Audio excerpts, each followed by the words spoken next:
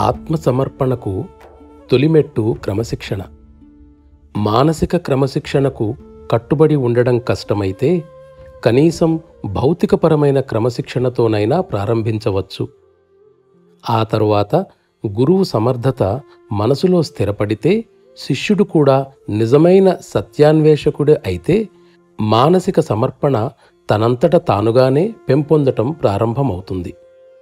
నిచ్చెన మొదటి మెట్టు మీద పాదం మోపగానే తరువాతి మెట్టు తనంత తానుగానే దృష్టిలోకి ఏ విధంగా వస్తుందో, అదే విధంగా మనం సాధన గనక మొదలుపెట్టినట్లయితే, ముఖ్యంగా గురువు యొక్క యోగ్యతలపై నమ్మకం కుదిరిన తరువాత ప్రేమ, భక్తి తమంతట తాముగా పెంపొందడం ప్రారంభమవుతుంది.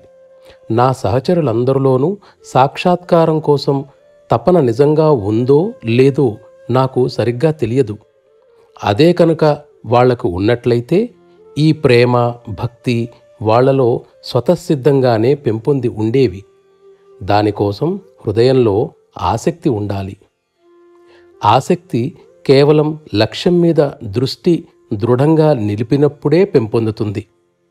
కొంతమంది కేవలం మనసు కొంతసేపు ప్రశాంతంగా ఉంటుందనే ఉద్దేశంతోనే నా వద్దకు వచ్చి కూర్చుంటారు. నాకు సంబంధించినంత వరకు ఇది కూడా కొంతమేరకు నయమే. ఎందుకంటే కనీసం ఆ కొంతసేపైనా నేను వాళ్ళకి కాస్త సుఖాన్ని అందించగలుగుతాను.